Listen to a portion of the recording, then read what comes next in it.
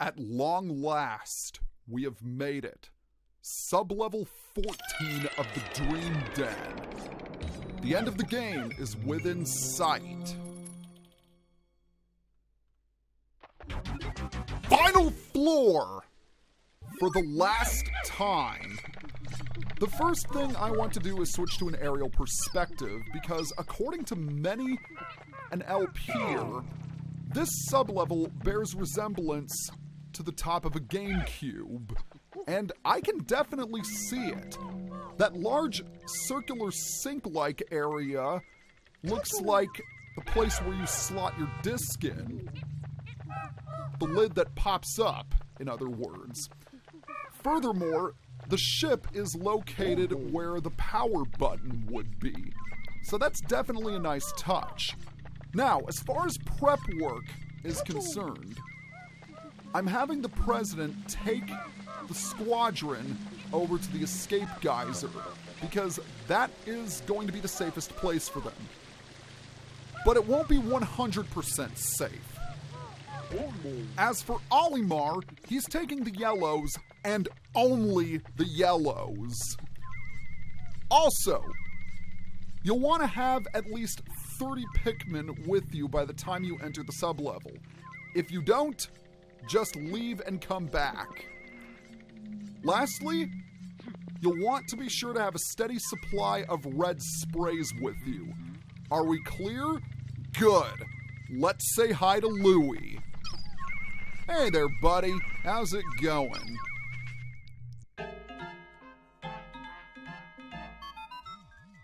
Is that Louie? Mr. President, I have located Louie resting on a vast mound of treasure.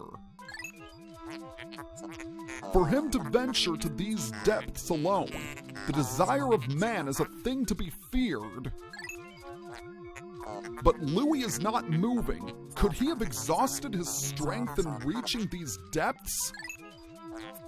There may yet be time. Quickly, to Louie's aid.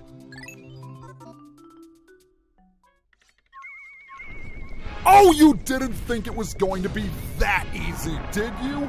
Say hello to the Titan Dweevil, the final boss of Pikmin 2. The Titan Dweevil is armed with 4 weapons, each pertaining to a different hazard. The fire weapon, the flare cannon. The electric weapon, the shock therapist. The water weapon, the monster pump. And the poison weapon, the comedy bomb. Right now he's using the shock therapist. This is, in my opinion, the most dangerous of the 4 because it's insta-kill. A group of mines will be scattered across the sub-level and a circuit of electricity will start coursing through them. But I want to focus on the monster pump. However, he's going to use the flare cannon. The flare cannon is the easiest weapon to avoid, in my opinion. It's a flamethrower that shoots a gout of flame in a 180-degree angle. The Titan Dweevil moves just like a regular arachnorb does. And I don't know why I'm attacking the shock therapist because it's the weapon that I'm immune to.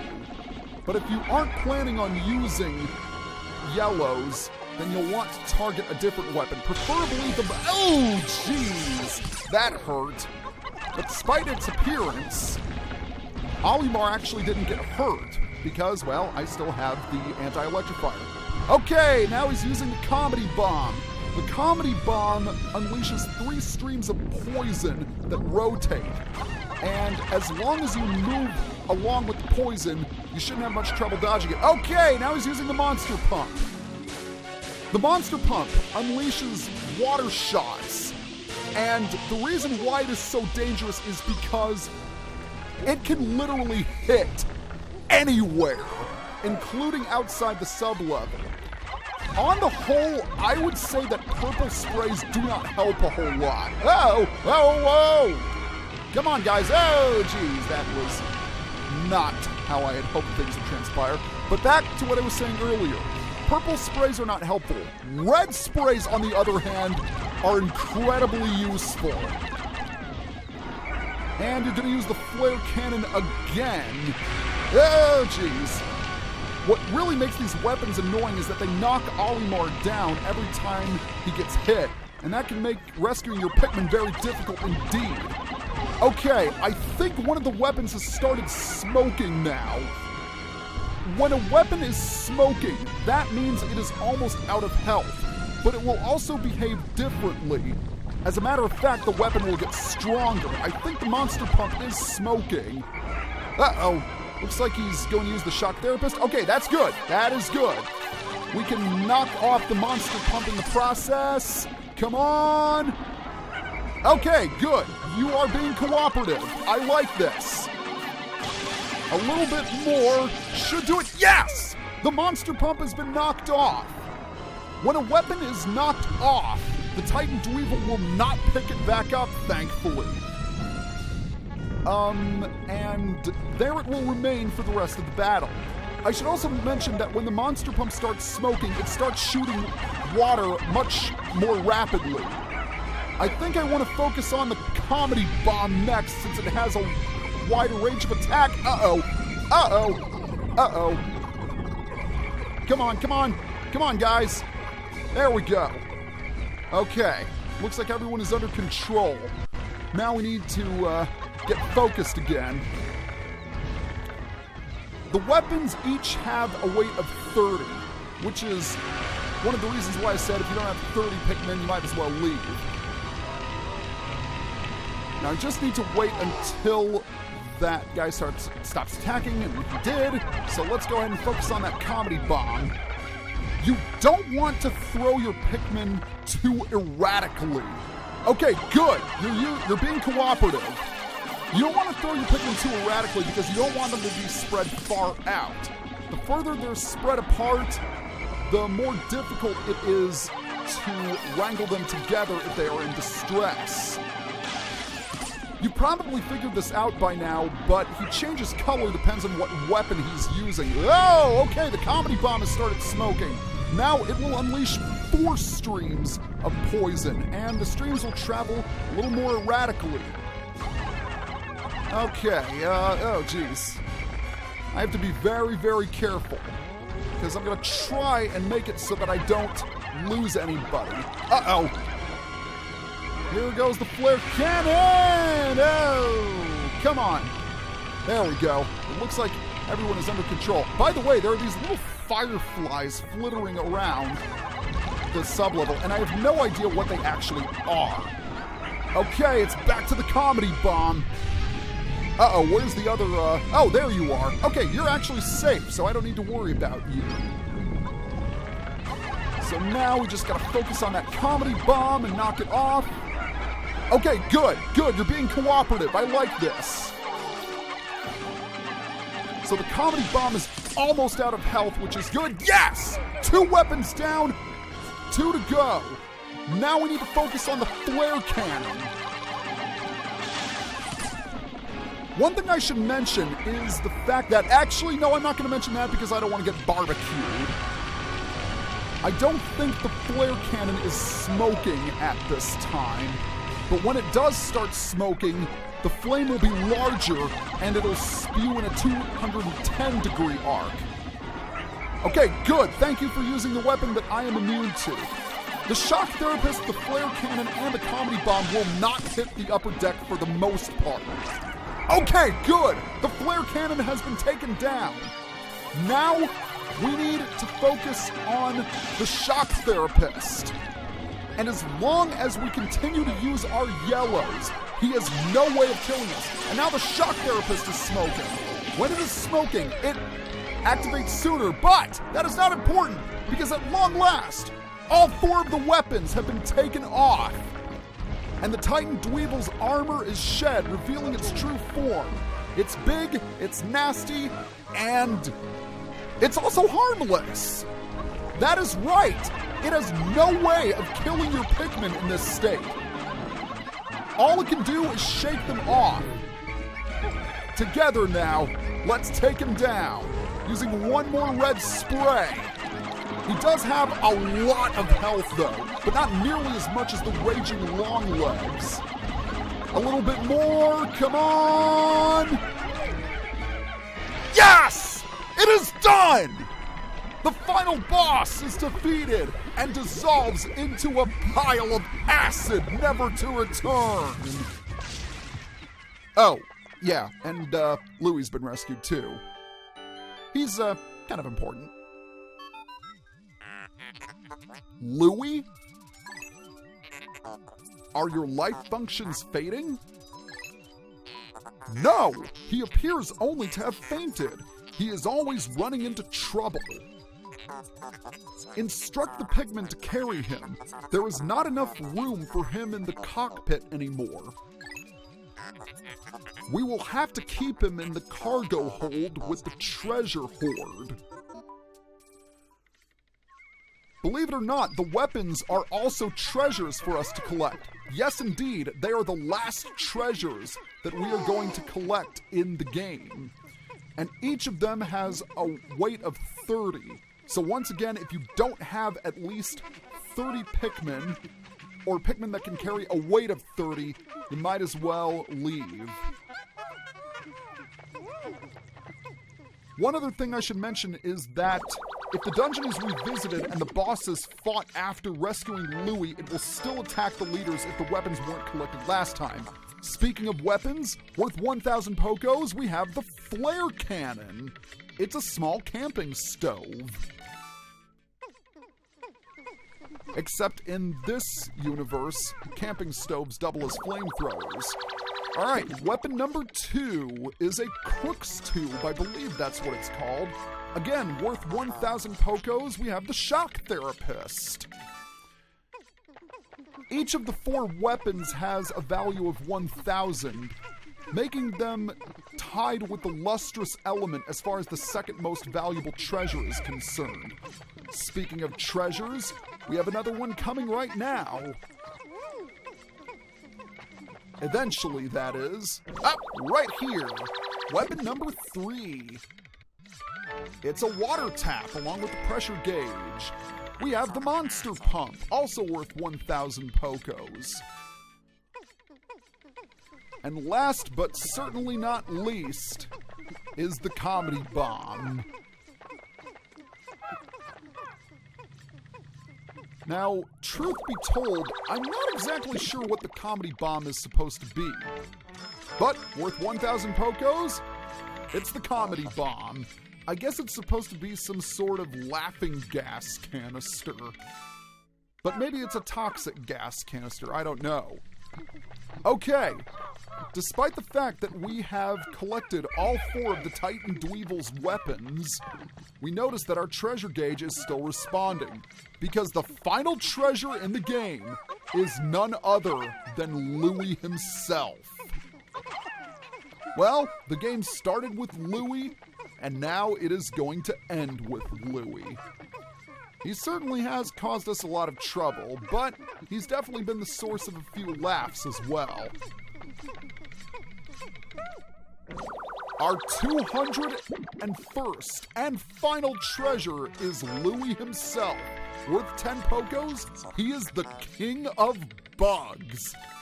And really, is there a more fitting title for Louie?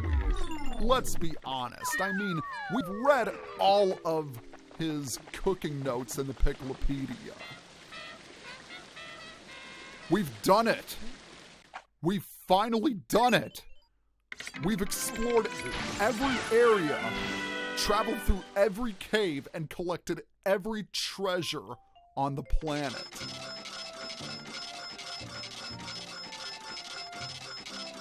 All 21 treasures collected, and not a single Pikmin died. I think that makes up for my performance in the Cavern of Chaos in the Hole of Heroes. So let's save the game and return to the Wistful Wild for the last time. Well, it's definitely been a journey, that is for certain. We won't stay on the surface for long because you've collected every treasure!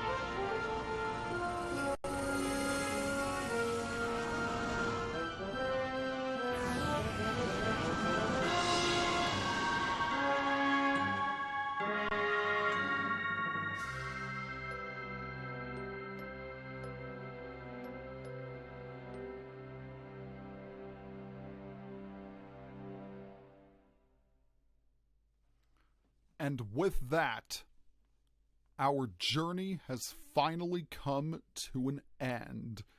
And let me tell you, what a journey it has been. It felt so great to play Pikmin once again. And eventually, we're going to take a look at how we did overall. And I'm actually curious to see how this playthrough has compared with my others. Alright, 16 days, 10 Pikmin lost by battle, 10 Pikmin lost in battle, or 7 Pikmin lost in battle, none lost to fire, water, or poison, but 3 lost to electricity, and 1,014 Pikmin overall produced. This might be one of my fastest runs ever, and it's certainly my longest at 15 hours and 59 minutes? I was only 1 minute away from getting this to be a 16-hour journey. That's actually pretty funny now that I think about it. Anywho, for the last time, we're going to take a look at the title screen. Also, for the last time, let's look at the Piclopedia. There's really only one entry we need to take a look at, and that is the Titan Dweevil itself. Titan Dweevil, Mandarachnia gargantea, Dweevil family.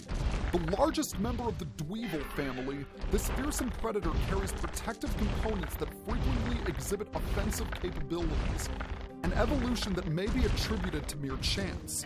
Another evolutionary theory is that the chemical contents of the containers carried by Titan Dweevils contribute to possible gene splicing.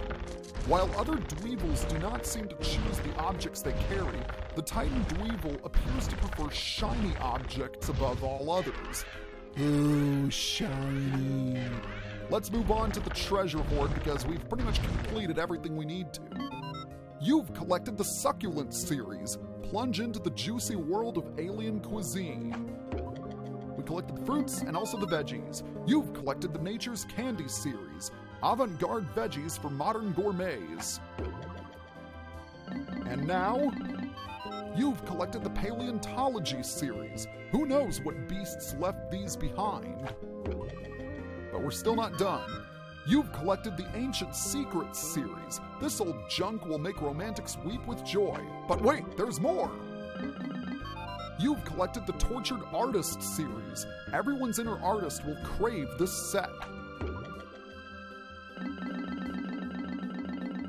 And now, you've collected the Space Love series. These designs transcend intergalactic cultural barriers. And there's even more for us to look at. You've collected the Dream series. Consumers hear the word dream and open their wallets. And now probably my favorite collection. You got the Blast from the Past series. My nostalgic pitch will transform these oldies into hits. You've collected the Massive Receptacle series. Hokotatians could practically live in these. I wouldn't want to live in a giant peanut butter jar. I don't know about you. You've collected the Ancient Ad series. These persuasive logos are amazing attention grabbers. And now, you've collected the Odd Logo series. Indecipherable symbols are all the rage these days. And there's one other series left. You got the Titan Dweevil series. Entomologists and film directors will buy them by the whole load. Alright, let's take a look at some of these treasures. I want to take a look at the Future Orb because this entry is pretty funny. According to my analysis, this advanced contraption can reflect the future of those that peer into it. However, when the president looked into it, he saw total darkness. He said it must have been broken, but I'm not so sure. That's pretty funny. Let's also take a look at the essence of desire. We traveled across the universe to this planet pursuing the dream of great discoveries. I found a cavern that symbolizes the goal of our grand expedition, so I've named it the Dream Den. And I want to take a look at the Titan Dweevil's weapons. First, let's take a look at the Shock Therapist. This shocker was one of several weapons wielded by the nightmarish Titan Dweevil. It allowed the creature to smite Pikmin with zaps of lightning. I'm also going to take a look at the sales pitch of each of these items. This nanotech device gathers negative ions in the atmosphere and converts them into energy. It then releases that energy. Zap! Use it to relieve muscle soreness and joint stress. One warning, however, it does render the user unconscious. Fair enough. Let's take a look at the flare cannon. This scorching mechanism was once used by a monstrous Titan Dweevil. The roasting apparatus spews hot jets of flame. I can't keep Louie away from it. He keeps trying to use it to cook sausages and caramelize creme brulee. Well, I guess that's technically what it is supposed to be used for since it's a camping stove.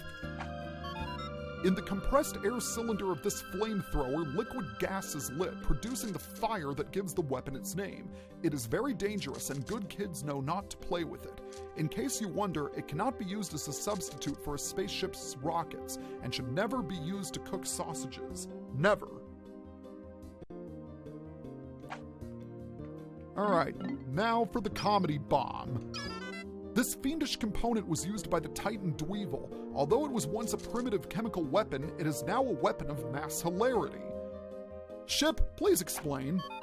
You cannot see it, you cannot smell it, yet this weapon would steal your life given the chance. At least it used to until I shrewdly exchanged its poison gas for hilarious laughing gas. Crafted with an eye for safety, it is the funniest weapon ever devised. So instead of dying from poison, you die of laughter. That's almost worse. Last weapon is the monster pump. This savage water pump was just one of many weapons wielded by the Titan Dweevil. This pump is capable of spraying jets of hyperpressurized water. This item automatically detects subterranean waterways, even if the water is buried a mile deep. This monster pump draws liquid any distance, and its almost uncontrollable power is fantastic. And last but not least, the king of bugs himself, Louie. Louie is back! Somehow he survived a horrific ordeal with the freakishly large weapon-wielding Titan Dweevil. I entered a hole with an army of ferocious Pikmin, grimly determined to save Louie from the Titan Dweevil, but it seems that he was perfectly fine all along. I can't understand how he managed to avoid being eaten. He's always had an unusually close connection with insects, and I know he loves to cook them. Maybe he wasn't kidnapped after all. Could he have been controlling that beast all along? No, that's craziness. Although he does insist now that we address him by his proper title, the King of Bugs. Food for thought, huh? A new employee of Hocotate Freight, Louie is often silent. Nobody knows what thoughts lurk in his mind. He appears to operate on the same wavelength as insects, often with dangerous results. After he was kidnapped, he somehow managed to hijack a colossal insect's brain. And the mystery of Louie continues without an end. Was he really piloting the Titan Dweevil or controlling it, or was he not? I don't know. But one thing I do know is that this has been an amazing project. And it's not quite done because I'm going to talk about a few extras that can be found here in Pikmin 2. But for now, see you guys next time.